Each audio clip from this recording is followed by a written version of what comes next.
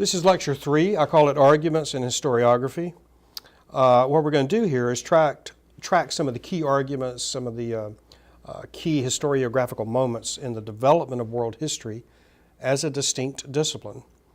Historiography is simply the body of writing about a particular topic. For instance, you can imagine the historiography on the Second World War is immense. The historiography on the Boer War is quite small by comparison. So I want to look at some of these key moments. And again, this is a very brief survey, but some of these arguments are key to the development of world history. And I want to remind everyone that, we're not training historians here. This is a history survey. So instead of drowning you in a bunch of so-called historical facts, I'd rather provide you with some of the big arguments, the big generalizations that you can actually use, that you can remember, and put to some use over the course of your life and your academic career. Again, these themes, these arguments are useful in world history. They're sort of central ideas. So this is a good introduction to the field.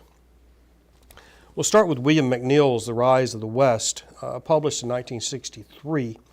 McNeill argued for a cumulative pattern of interaction in world history while stressing an increasingly unified modern world order. Again, the world is getting smaller as we move forward in time. Technology makes this possible.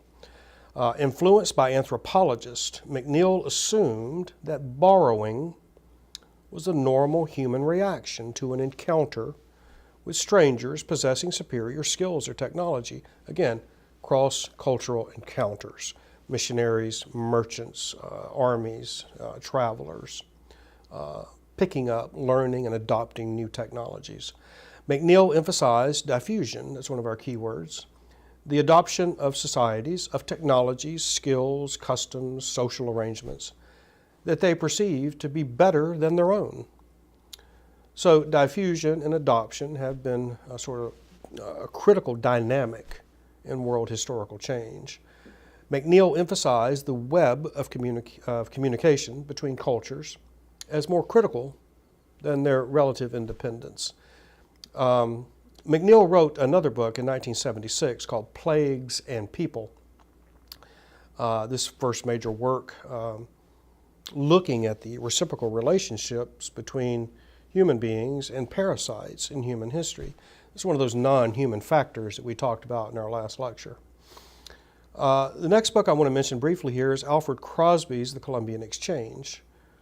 This is published in 1972.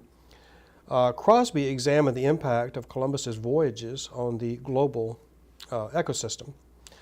This book gained a wide audience. I think every teacher in the country has a lecture that they call The Columbian Exchange. Certainly I do.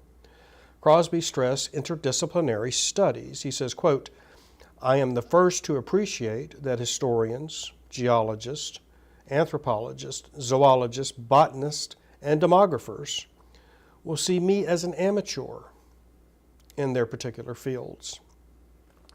Crosby also published Ecological Imperialism, the Biological Expansion of Europe. This was published in 1986. Here, Crosby argued that Europeans take their culture with them to the rest of the world as they colonize the New World, Africa, portions of Asia, and the Pacific.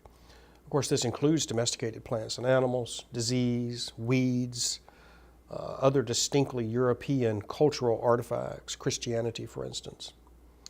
The next key text I'm going to mention is Philip Curtin's The Atlantic Slave Trade, published in 1969.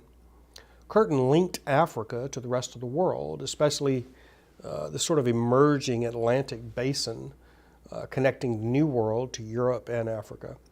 Curtin argued that the immunities in African populations resulting from their exposure to a difficult environment gave African adults a demographic advantage over the indigenous people of the Western Hemisphere and the Europeans in the New World. Next is Emanuel Wallerstein's The World System. I mentioned this in our earlier lecture, published in 1974. World system refers to the transnational division of labor, which divides the world into core countries, semi-periphery countries, and then those countries on the periphery. Core countries focus on the higher skilled, capital-intensive production, and the rest of the world focuses more on a lower skill, labor-intensive production and the extraction of raw materials. This constantly reinforces the dominance of the core countries. Today, the United States, Western Europe, Japan, China is emerging as a core country. The lesser developed countries in South America, parts of Africa and Asia are on the periphery. They supply labor and raw materials to the core. Next, I'm going to mention Jerry Bentley's Old World Encounters, Cross-Cultural Contacts and Exchanges in Pre-Modern Times, published in 1993. Bentley argued that well before modern times, Africans, Asians, Europeans were regularly interacting with each other and exchanging ideas, information, technologies. Bentley argues these encounters rank among the most effective agents of change in world history. Next is Janet Abu-Lughod, her Before European Hegemony, the World System, 1250 to 1350. This is published in 1989. Hegemony just means dominance. What Abu-Lughod does here is she backs up Wallerstein's world system a couple of centuries, and she locates it in Central Asia, during the time of the great Mongol trade circuit that we'll talk about in this course. And then finally, Fernand Braudel, his classic, The Mediterranean and the Mediterranean World in the Age of Philip II. This is published in 1966. Braudel stressed interaction over a long duration across a wide region surrounding the Mediterranean Sea. Braudel took this maritime basin as a unit of analysis. He ignored traditional boundaries of nations and cultures and civilizations and religions and looked at this region that surrounds the Mediterranean Sea.